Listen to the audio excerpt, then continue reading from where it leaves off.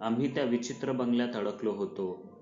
त्या खोलीच्या सर्व खिडक्या बाहेरून फळ्या मारून बंद केलेल्या होत्या. दुसऱ्या खोलीत आणखी एखादे दार असेल म्हणून आम्ही पुढच्या खोलीत गेलो.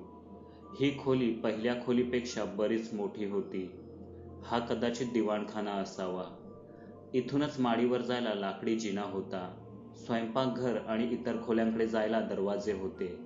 या दिवाणखान्यात बैठकीची व्यवस्था सोडून फारसे सामान नव्हते. फक्त एक ऐसपैस महागडा पण आता काळाच्या ओघात रया गेलेला काश्मीरी गालिचा जमिनीवर अंथरलेला होता. त्यावर एक हार्मोनियम, एक तबल्याची जोडी आताच कुणीतरी रियाज करून उठल्यासारखी व्यवस्थित मांडलेली होती. फक्त त्यांवर धूळ आणि जळमटे चढली होती. तिथून जवळच एक शिशवी लाकडाचा नक्षीदार टेबल होता आणि त्यावर अवजड पितळी कर्णात तोलून धरलेला एक जुनाट ग्रामोफोन. बंगल्यात शिरल्यावर लागलेली पहिली खोली ही फक्त बाहेरच्या पाहुण्यांची उठबस करण्यासाठी असावी. बंगलीचे हृदय तर हा दिवाणखाना होता. आम्ही वर पाहिलं. वरही बऱ्याच खोल्या होत्या.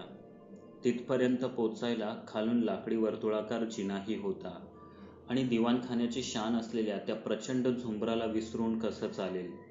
आता जरी ते मोठमोठ्या कोळ्यांसाठी हक्काचं वसतिस्थान झालं असलं तरी कोणे एकेकाळी जेव्हा ते आपल्या पूर्ण भरात लखाकत असेल तेव्हा या दिवाणखान्याच्या सौंदर्याला चार चांद लागत असतील.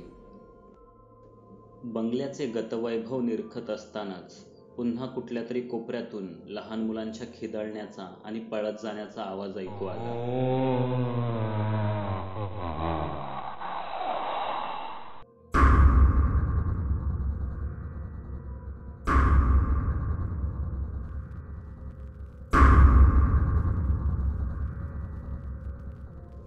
बंगल्याचे गतवैभव निरखत असतानाच पुन्हा कुठल्या तरी कोपऱ्यातून लहान मुलांच्या खिदळण्याचा आणि पळत जाण्याचा आवाज ऐकू आला आणि आमचा उरला धीरही संपुष्टात आला.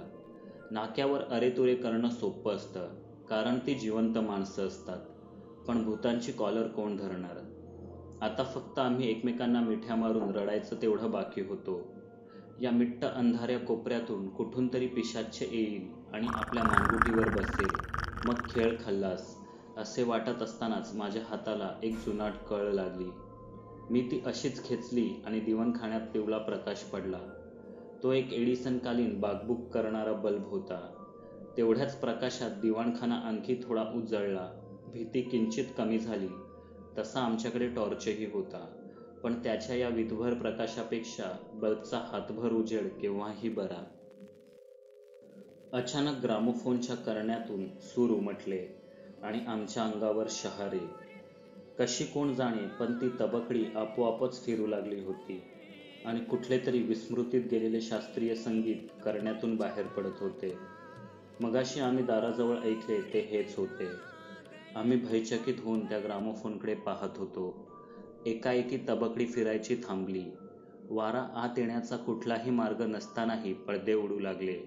एक जीवघेणी भयान शांतता आणि करण्यातून सुरांऐवजी गारठलेल्या हवेवर थरथरत येणारे बोलच ऐकू येऊ लागले.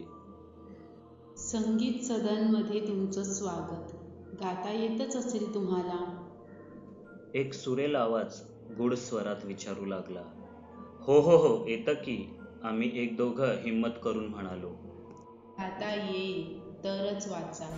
न गाणाऱ्यांना या बंगल्यात स्थान नाही. ग्रामोफोन धमकावू लागला. गाता न येणाऱ्यांना बाहेर सोडता का हो तुम्ही? सचिनने भीतभीत विचारले. हो, पण जीव घेतल्यानंतरच. हे ऐकून सचिनचा चेहरा पांढरा फटक पडला. मग त्याने काही विचारलेच नाही. कुणीच काही विचारले नाही. बोलणाऱ्या ग्रामोफोनकडे भयचकित होऊन पाहण्याशिवाय आमच्या हातात काहीच नव्हतं. एक गाणं मी गाईन, मग एक तुम्ही. कुणीतरी हार मानेपर्यंत ही अंताक्षरी चालेल. तुम्ही जिंकलात तर ते दार आपोआपच उघडेल आणि तुम्ही सुखरूप तुमच्या घरी जाऊ शकाल. मी जिंकले तर कुणीच दाराबाहेर जाऊ शकणार नाही. तहान भुकेने तडफडत तुम्ही इथेच प्राण सोडाल. तुमचे आत्मे मग या बंगल्याच्या अंधाऱ्या कोपऱ्यातून अतृप्त फिरतील. पळण्याची, आरडाओरडा करण्याची गरज नाही. इथे कोणीच फिरकत नाही आणि बाहेर पडायला माझ्या मर्जीशिवाय इतर कुठला पर्यायही नाही. तरीही काही शहाणपणा केलात तर जिवंतपणीच तुमचं भूत बनवून टाकीन. बोला, आहे मंजूर?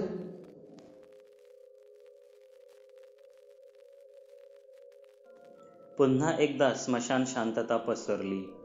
आम्ही 7ही जण एकमेकांच्या तोंडाकडे पाहत होतो. मंजूर करण्यावाचून दुसरा पर्यायच काय होता? तरीही अखेरचा प्रयत्न म्हणून मी विचारलंच, अंताक्षरी न जिंकताही जिवंतपणे बाहेर पडू असा काही मार्ग आहे का? आहे ना. तुमच्या जागी इतर कुणीतरी स्वखुशीने डाव पुढे चालवावा, म्हणजे तुमची त्वरित सुटका. दुसरा पर्याय तर अशक्यच होता. म्हणजे या भूताला अंताक्षरीत हरवण्यावाचून सुटकेचा आता दुसरा मार्गच नव्हता. आपल्यासोबत हे खरोखर घडतंय की आपण स्वप्नात आहोत हे पाहण्यासाठी आम्ही एकमेकांना चिमटेही काढले, पण ते स्वप्न नव्हते. मग अचानक किरणला काही सुचले.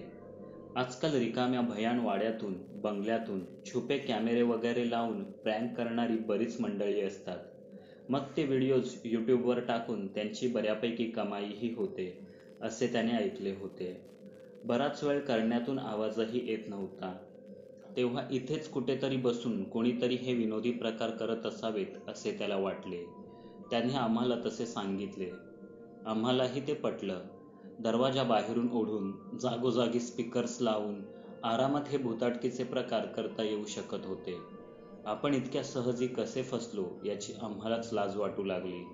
मगाशी माडीवरून कुणाच्या तरी चालण्याचा आवाज ऐकू आला होता. तिथूनच कुणीतरी हा उपद्व्याप करीत असावा असे वाटून आम्ही सगळे धडाधड जिना चढत वर गेलो. वरही तशाच अंधारलेल्या खोल्या होत्या. 3 जण या खोलीत तर 3 त्या खोलीत, पण कुठेच कुणी दिसत नव्हतं. सचिन एकटा डेअरिंग करून 3ऱ्याच खोलीत गेला. तिथे एका जुनाट पलंगावरचा बिछाना वारा नसतानाही उडत होता. हा एक प्रँकच आहे यावर त्याच्या मनात जराही संशय नसल्याने त्याने तिकडे दुर्लक्ष केले आणि त्या खोलीतून माघारी वळणार तोच पाठी पांढरी चादर अंगावर ओढून कुणीतरी विचित्र प्रकारे चालत त्याच्याच दिशेने येत होते. पण सचिन घाबरला नाही, उलट त्याचा पारा चढला. आता कोण आहे तो येतो का बाहेर की देऊ एक सणकण थोबाडीत, तो ओरडला. पण तरीही चादरीखालून कोणी बाहेर येईना. हे पाहून रागाच्या भरात त्यानेच ती चादर खेचली, पण चादरीखाली कोणीच नव्हतं. वाऱ्यात विरघळून जावं तशी ती आकृती गायब झाली होती. क्षणभरासाठी सचिनची बोबडीच वळली, पण लगेचच कंठात प्राण आणून तो बेदम ओरडला. आम्ही लगेचच त्याच्याकडे धावलो. त्याचे एकूण हावभाव पाहून इथे कोणताही प्रँक नाही हे खरेच आहे यावर पटकन आमचे एकमत झाले. पुन्हा सगळेजण जिन्यावरून धडाधड खाली आलो. बाकबूक करणाऱ्या बल्बच्या खाली प्रकाशाच्या वर्तुळात घाबरून उभे राहिलो. आता पुढे काय होणार या भीतीने छातीत धडधडू लागले असतानाच तो धीर देणारा बल्बही बंद पडला. आईला भूताने लाईट पण घालवली. आता लाईट भूताने नाही घालवली, मीच प्लग काढलाय, मोबाईल चार्जिंगला लावतोय. अबे सचिन येडा आहेस का? ही चार्जिंगची वेळ आहे काय? फुल चार्जिंग करून ठेवतो म्हणजे नंतर अंधारात टॉर्च कामाला येईल. याच्याकडे पाहिलं की माझा देवावरचा उरला सुरला विश्वासही उडून जातो.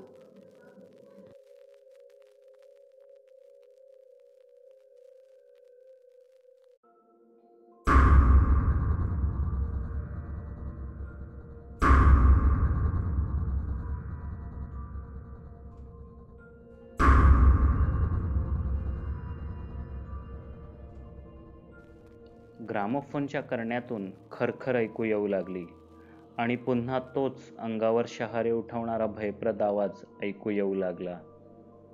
तुमची तयारीची वेळ संपली. चला करूया सुरुवात नरक यातनेच्या न पासून.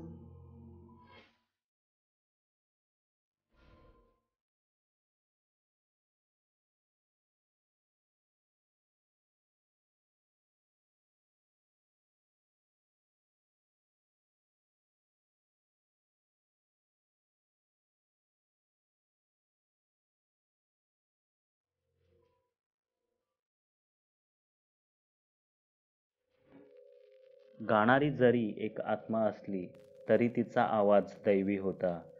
एका कसलेल्या गायिकेचाच तो आत्मा असावा यात शंका वाटत नव्हती. दिवाणखाण्यातील तबला, पेटी याचीच साक्ष देत होते. त्या जुनाट मधासारख्या आवाजाने आम्ही इतके गुंग झालो की आपल्याला पुढे गायचे आहे हेच विसरलो. अचानक वीज कडाडली, पण फक्त दिवाणखाण्यापुरती. आम्ही लगेचच भानावर आलो आणि आमच्यातीलच कोणीतरी गायला सुरुवात केली. कदाचित तो योगेश असावा. त्यानंतर हा अंताक्षरीचा खेळ बराच वेळ सुरू होता. बाहेर चांगलेच उजाडले असावे असे पक्ष्यांच्या किलबिलीने जाणवत होते. खिडक्यांवर मारलेल्या फळ्यांतून प्रकाशाची एखाद दुसरी चोरटी तिरीपही आत येत होती. ग्रामोफोनवरून गाणे वाजत असताना मी हातवारे करून 3 जणांना शेजारच्या खोलीत येण्यास सुचवलं. तोवर उरलेल्या 3घांनी ही ते अंताक्षरी पुढे चालू ठेवायची होती. ही अंताक्षरी काही लवकर संपेल असं वाटत नाही. थेट प्रेतात्म्याशीच आपला मुकाबला आहे. समजा हा अशक्यप्राय विजय आपण मिळवलाच तरी इथून सही सलामत बाहेर पडू याची काय गॅरंटी? पण त्या आत्म्याने सांगितलंय ना तसं, लिंबाजी म्हणाला. हो, पण भूताच्या शब्दावर किती विश्वास ठेवायचा? पण जर आपल्याला मारायचंच असतं तर हा अंताक्षरीचा खेळ तरी कशासाठी खेळायचा? ती थेटच आपल्या मानगुटीवर बसू शकत होती. माणसांप्रमाणेच भूतांनाही असेल काही विचित्र हौस, नाहीतर एखादी अतृप्त इच्छा असेल. कुणास ठाऊक. माझी सुद्धा पहिलीच वेळ आहे भूताबरोबर अंताक्षरी खेळण्याची. मग काय करायचं आता? तेच सांगायला तर बोलवलंय. आपल्याकडच्या गाण्यांचा स्टॉक इतक्यात तरी संपणार नाही. आपण 7ही जणांनी तिथे उभं राहण्याची गरज नाही. एका वेळेला फक्त 3-4 जणांनीच अंताक्षरीत भाग घ्यायचा. बाकीच्यांनी तोपर्यंत बंगल्यात ठिकठिकाणी फिरून बाहेर पडण्याचा काही मार्ग दिसतो का ते बघायचे. नशिबाने आपण रात्री बिस्किटे वगैरे भरपूर घेतली होती. पाण्याच्या बाटल्यासुद्धा आहेत. अगदी जपून वापरलं तरी 2 दिवस जातील. या 2 दिवसात एकतर अंताक्षरीत जिंकायचं, नाहीतर इथून सुटकेची दुसरी वाट शोधायची. प्लॅन चांगला आहे, पण एक टीम शोधाशोध करत असताना दुसऱ्या टीमने तिथे कोणती गाणी गायलीत हे कसे कळणार?